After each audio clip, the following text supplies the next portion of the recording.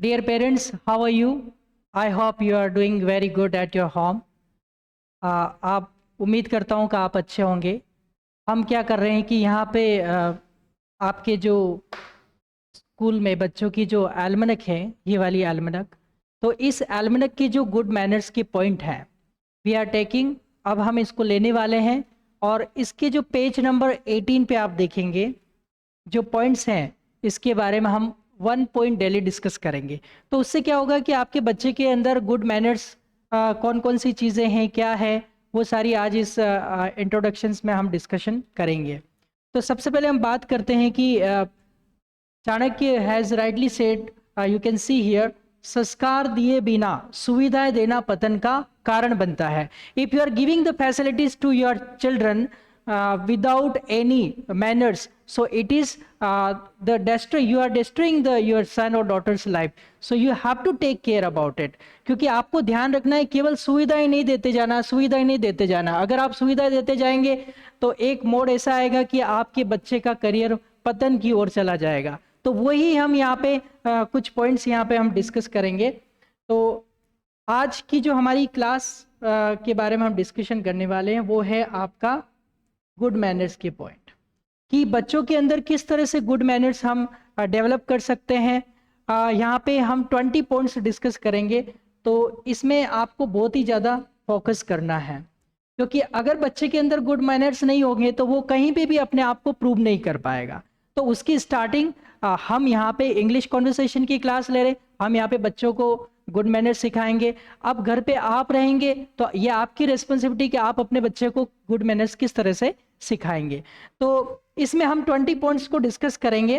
वो 20 पॉइंट्स हैं, जैसे कि जनरली कहा जाता है, एक रूल है जो आपको साइकोलॉजिकल याद रखना है। उसमें ये है कि किसी भी चीज़ को हम 21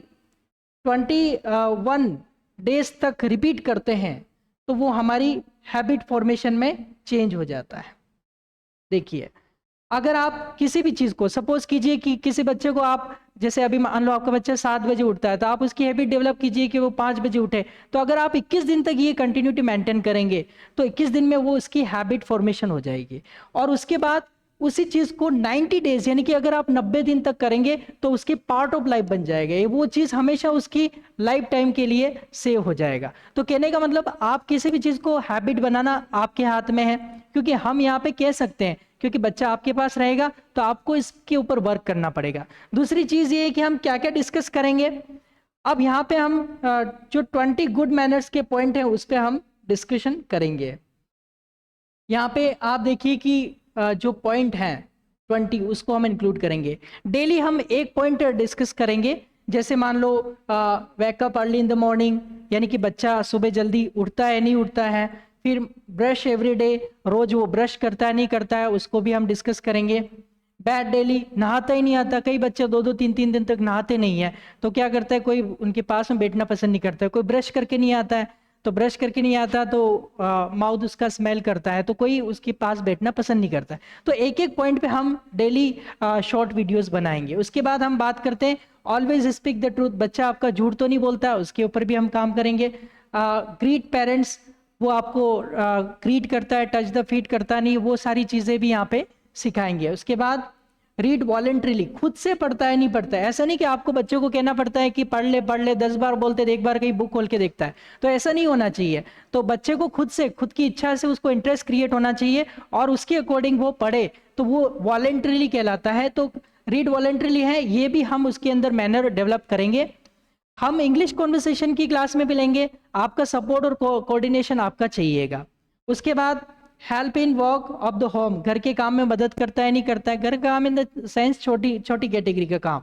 कीप थिंग्स ऑर्गेनाइज, जो चीज़ एक जगह से ली दूसरी जगह वापस उसको रखता है, वापस उसको वही रखता है, तो सही ढंग से रखता नहीं रखता, ये भी इंपॉर्टेंट चीज़ है।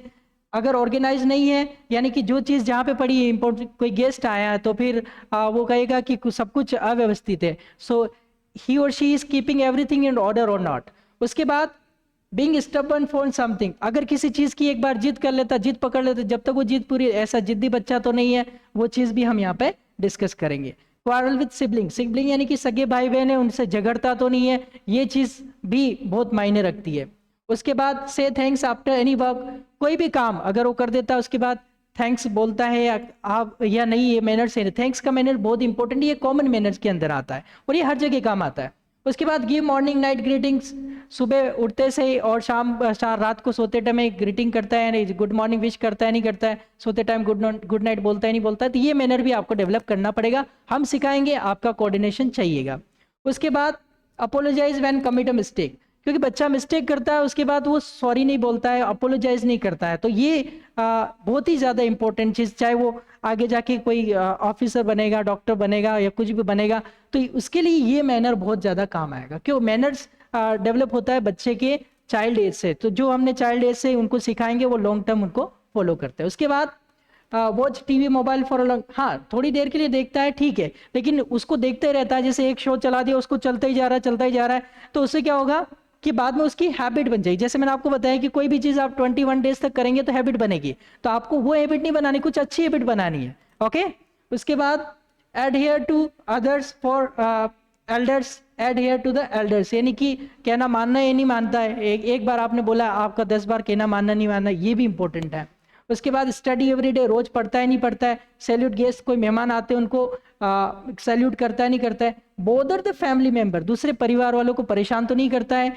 ये भी ये क्या कि एडहियर की वाला पॉइंट बहुत इंपॉर्टेंट है, क्योंकि बच्चे क्या है एक बड़ों का कहना नहीं मानता है। अब ड्रिंक मिल्क डेली, वो ज़्यादा चाय तो नहीं पीता है, दूध पीता है नहीं पीता है, ये भी हम फोकस करेंगे। Speak in English politely, English तो बोलता है लेकिन पोलाइटली बोलता है नहीं बोलता है। इन सभी पॉइंट पे हम आने वाली क्लासेस में डिस्कस करेंगे। तो आपके कोऑर्डिनेशन हमें चाहिएगा। तो इसी उम्मीद के साथ मैं आपसे विदा लेता हूँ। Thank you so much.